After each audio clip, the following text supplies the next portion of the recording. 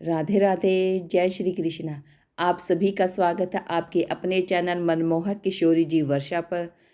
आज की वीडियो में हम आपको बताएंगे जगन्नाथ मंदिर की पौराणिक इतिहास। तो शुरू करते हैं आज की वीडियो। माना जाता है कि भगवान विष्णु जब चारों धामों पर बसे अपने धामों की यात्रा पर जाते हैं तो हिमालय की ऊंची चोटी पर बने अपने धाम बद्रीनाथ में स्नान करते हैं। पश्चिम में गुजरात की द्वारिका में वस्त्र पहनते हैं, पुरी में भोजन करते हैं और दक्षिण में रामेश्वर में विश्राम करते हैं। द्वापर के बाद भगवान कृष्ण पुरी में निवास करने लगे और बन गए जग के नाथ अर्थात जगन्नाथ। पुरी का जगन्नाथ धाम चारों धामों में से एक है। यहाँ भगवान जगन्नाथ बड़े भाई बलभद्र और बहन सुभद्रा के साथ विराजते हैं। हिंदुओं की प्राचीन और पवित्र 7 नगरियों में पुरी उड़ीसा राज्य के समुद्री तट पर बसा है। जगन्नाथ मंदिर विष्णु के 8वें अवतार श्री कृष्ण को समर्पित है। भारत के पूर्व में बंगाल की खाड़ी के पूर्वी छोर पर बसी पवित्र नगरी पुरी उड़ीसा की राजधानी भुवनेश्वर से थोड़ी दूरी पर है। आज का उड़ीसा प्राचीन काल में उत्कल प्रदेश के नाम से जाना जाता था। यहाँ देश की समृद्ध बंदरगाहें थी जहाँ जावा, सुमात्रा, इंडोनेशिया, थाईलैंड और अन्य कई देशों का इन्हीं बंदरगाह के रास्ते व्यापार होता था। पुराणों में इसे धरती का बैंकुट कहा गया है। यह भगवान विष्णु के 4 धामों में से एक है। इसी श्री क्षेत्र, श्री पुरुषोत्तम क्षेत्र, शाक क्षेत्र, नीलांचल, नीलगिरी और श्री जगन्नाथपुरी भी कहते हैं। यहाँ लक्ष्मीपति विष्णु ने तरह तरह की लीलाएं की थी। ब्रह्म और स्कंद पुराण के अनुसार यहाँ भगवान विष्णु पुरुषोत्तम नील माधव के रूप में अवतरित हुए और शबर जनजाति के परम पूजनीय देवता बन गए। शबर जनजाति के देवता होने के कारण यहाँ भगवान जगन्नाथ का रूप कबीलाई देवताओं की तरह है। पहले कबीले के लोग अपने देवताओं की मूर्तियों को काष्ठ से बनाते थे अर्थात लकड़ी से बनाते थे।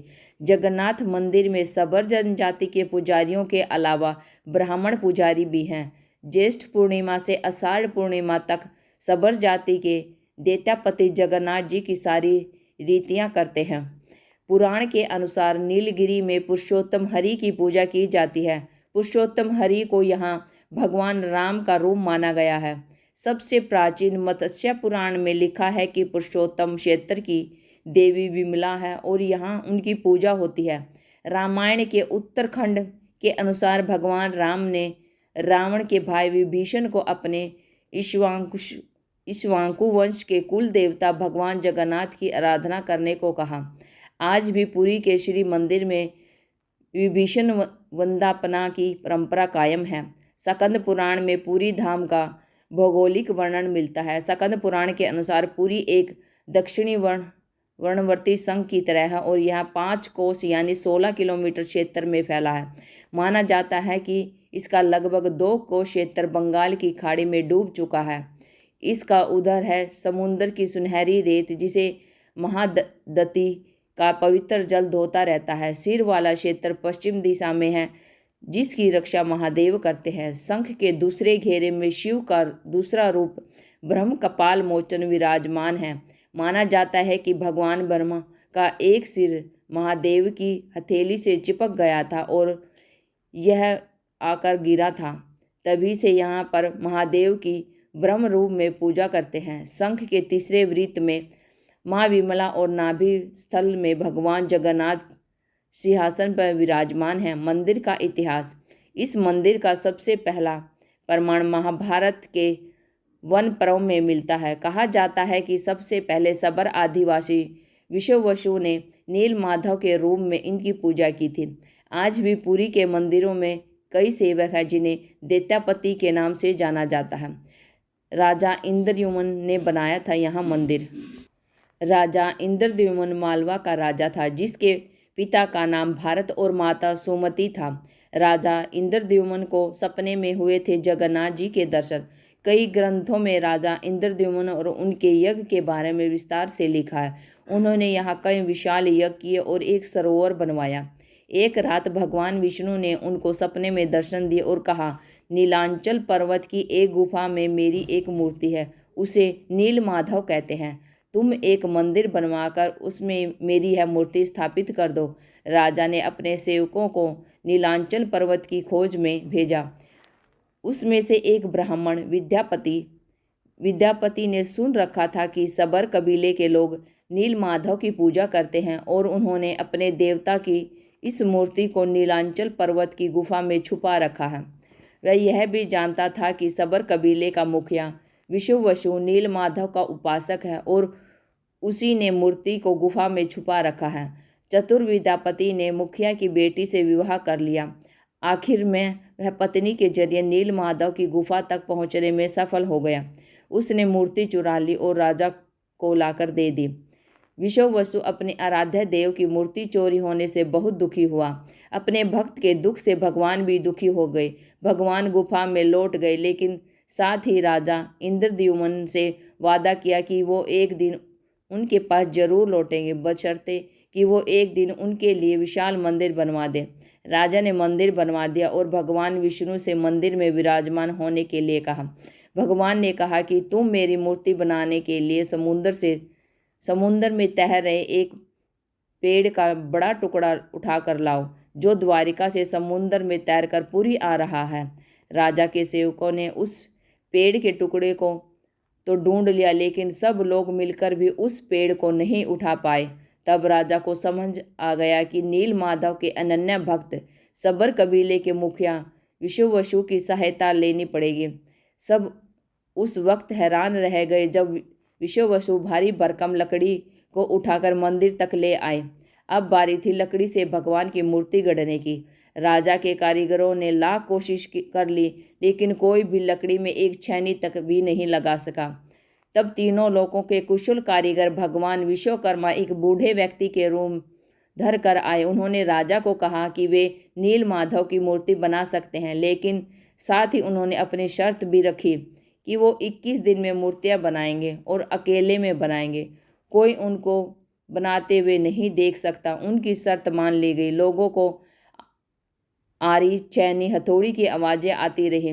राजा इंद्रद्युम्न की रानी गुड़ची अपने को रोक नहीं पाई। वह दरवाजे के पास गई तो उसे कोई आवाज़ सुनाई नहीं दी।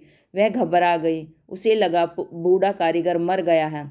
उसने राजा को इसकी सूचना दी। अंदर से कोई आवाज़ सुनाई नहीं दे रही थी तो राजा को भी ऐसा ही लगा। सभी शर्तों और चेतावनियों को दरकिनार करते हुए राजा ने कमरे का दरवाज़ा खोलने का आदेश दिया।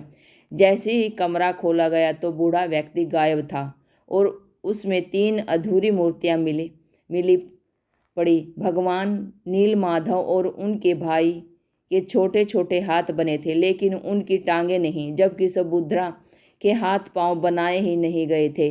राजा ने इसे भगवान की इच्छा मानकर इन्हीं अधूरी मूर्तियों को स्थापित कर दिया। तब से लेकर आज तक तीनों भाई बहन इसी रूम में विद्यमान हैं। वर्तमान में जो मंदिर है वह 7वीं शताब्दी में बनवाया गया था। हालांकि इस मंदिर का निर्माण ईसा पूर्व 2 में ही हुआ था। यहाँ स्थित मंदिर 3 बार टूट चुका है। 1174 ईस्वी में ओडिशा शासक अनगद भीमदेव ने इसका जीर्णोद्धार करवाया था। मुख्य मंदिर के आसपास लगभग 30 छोटे बड़े मंदिर स्थापित हैं। ये तो आप सभी ने सुनी भगवान जगन्नाथ मंदिर का इतिहास। अब सुनते हैं भगवान जगन्नाथ के बीमार होने के पीछे का कारण। हमारी हिंदू परंपरा में ज्येष्ठ पूर्णिमा का विशेष महत्व होता है।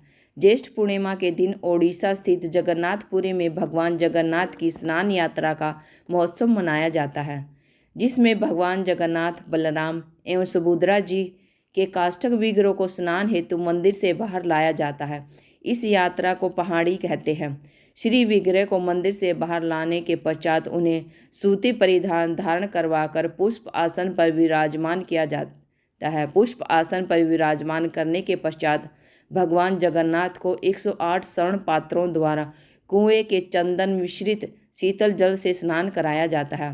शास्त्रानुसार कथा है कि भगवान जगन्नाथ ने स्वयं महाराज को मंदिर के सम्मुख एक वट वृक्ष के समीप एक कुआं खुदवाकर उसके शीतल जल से अपना स्नान कराने का आदेश दिया था एवं इस स्नान के पश्चात 15 दिन तक किसी को भी उनके दर्शन न करने का निर्देश दिया। ज्येष्ठ की भीषण गर्मी में शीतल जल से स्नान के कारण भगवान जगन्नाथ को जवर अर्थात बुखार आ जाता है और वे अस्वस्थ हो जाते हैं। शास्त्रानुसार भगवान जगन्नाथ के अस्वस्थ होने को उनकी जवर लीला कहा जाता है। इस अवधि में केवल उनके व निजी सेवक, जिन्हें दैत्यगण कहा जाता है, वे ही उनके एकांतवास में प्रवेश कर सकते हैं। 15 दिनों की इस अवधि को अनवसर कहा जाता है।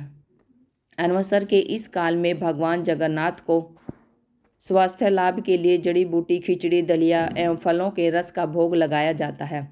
अनवसर काल के पश्चात भगवान जगन्नाथ पूर्ण स्वस्थ होकर अपने भक्तों से मिलने के लिए रथ पर सवार होकर निकलते हैं, जिसे सुप्रसिद्ध रथ यात्रा कहा जाता है। प्रतिवर्ष यह रथ यात्रा आषाढ़ शुक्ल पक्ष की तिथि को निकाली जाती है।